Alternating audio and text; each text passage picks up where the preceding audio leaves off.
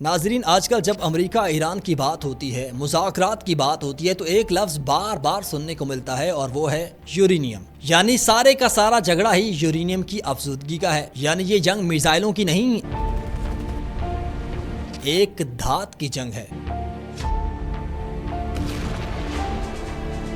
امریکہ چاہتا ہے کہ ایران یورینیم افزودگی روک دے، ایران کہتا ہے ہم نہیں روکیں گے۔ مذاکرات میں سب کچھ طے ہو چکا، مگر ایک نقطہ اب بھی اٹکا ہوا ہے اور وہ ہے یورینیم۔ تو آخر یہ یورینیم ہے کیا اور کیوں پوری دنیا اس ایک لفظ سے ڈرتی ہے؟ تو آئیے آج ہم آپ کو ایک ایسی طاقت کی کہانی سنانے جا رہے ہیں جو روشنی بھی دے سکتی ہے اور قیامت بھی لا سکتی ہے۔ یہ کہانی ہے یورینیم کی اور اس فیصلے کی جو انسانیت کا مستقبل بدل سکتا ہے۔ سوچیں، زمین کے اندر ایک ایسی دھات موجود ہو جو بظاہر عام لگتی ہو، لیکن اس کے اندر ایک سورج جتنی طاقت قید ہو۔ سر، یہی ہے یورینیم۔ یہ کوئی عام میٹل نہیں، یہ ایک ریڈیو ایکٹیو رکھنے والا عنصر ہے۔ یعنی اس کے ایٹمز غیر مستحکم ہوتے ہیں اور جب ان ایٹمز کو توڑا جاتا ہے تو شروع ہوتا ہے ایک خطرناک عمل۔ پہلے ایک ایٹم ٹوٹتا ہے، پھر دوسرا اور پھر تیسرا، اور پھر ایک چین ریئیکشن شروع ہو جاتا ہے اور اس کے اندر سے اتنی توانائی نکلتی ہے کہ ایک طرف پورے شہر کو بجلی دے سکتی ہے اور دوسری طرف ایک لمحے میں شہر کو مٹا سکتی ہے۔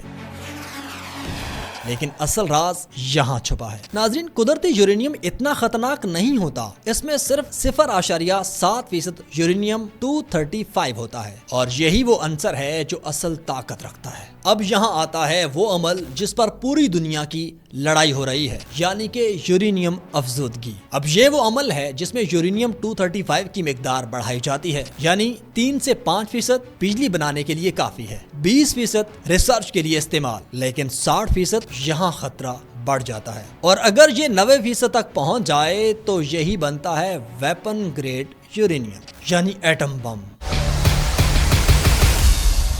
دنیا اس کا انجام ہیروشیما اور ناگاساکی پر دیکھ چکی ہے۔ ایک لمحہ، ایک چمک اور پھر صرف تباہی۔ شہر راکھ بن گئے، زندگیاں ختم ہو گئیں اور انسانیت ہمیشہ کے لیے بدل گئی۔ اب اصل سوال یہ ہے کہ آخر ایران کر کیا رہا ہے؟ ایران کہتا ہے ہم صرف بجلی کے لیے یورینیم استعمال کر رہے ہیں، لیکن عالمی رپورٹس کے مطابق افزودگی 60% تک جا پہنچی ہے اور یہی وہ پوائنٹ ہے جہاں امریکہ اور اس کے اتحادی پریشان ہو جاتے ہیں،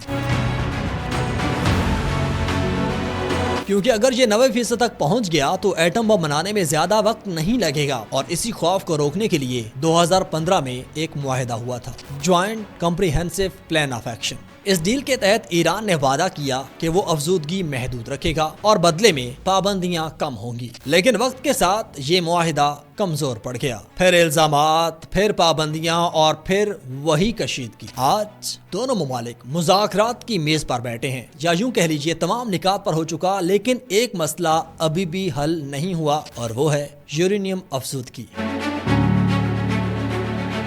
اسی لیے انٹرنیشنل ایٹامک انرجی ایجنسی ہر قدم پر نظر رکھے ہوئے ہے، ہر فیصد اور ہر حرکت، کیونکہ یہ صرف ایک ملک کا مسئلہ نہیں، یہ پوری دنیا کا مسئلہ ہے۔ ذرا سوچیں، اگر ایک ملک کو یہ طاقت مل گئی تو دوسرے بھی چاہیں گے کہ ان کے پاس بھی یہ طاقت ہو، پھر تو ہر ملک یورینیم افزودگی کرے گا، ایٹم بم بنائے گا اور پھر ایک نئی دوڑ شروع ہو جائے گی اور آخر میں سب کے پاس ہتھیار ہوں گے لیکن کوئی محفوظ نہیں ہوگا۔ یہی وجہ ہے کہ یورینیم صرف ایک عنصر نہیں، یہ ایک فیصلہ ہے، ایک طاقت ہے اور ایک امتحان ہے، یعنی پوری دنیا کے لیے امتحان اور انسانیت کے لیے امتحان۔ آخر میں سوال یہ نہیں کہ یورینیم کیا ہے، سوال یہ ہے کہ کیا انسان اس طاقت کو کنٹرول کرے گا یا یہ طاقت انسانیت کو کنٹرول کرے گی؟ آپ کی اس بارے میں کیا رائے ہے؟ آپ کو کیا لگتا ہے یورینیم افزودگی 60 سے اوپر جانی چاہیے اور ممالک کو ایٹم بم بنانے چاہیے یا پھر ایران پر یہ پابندیاں برقرار رہنی چاہیے؟ کمنٹ سیکشن میں ہمیں ضرور بتائیے گا۔ فی الوقت مجھے دیں اجازت، اللہ حافظ۔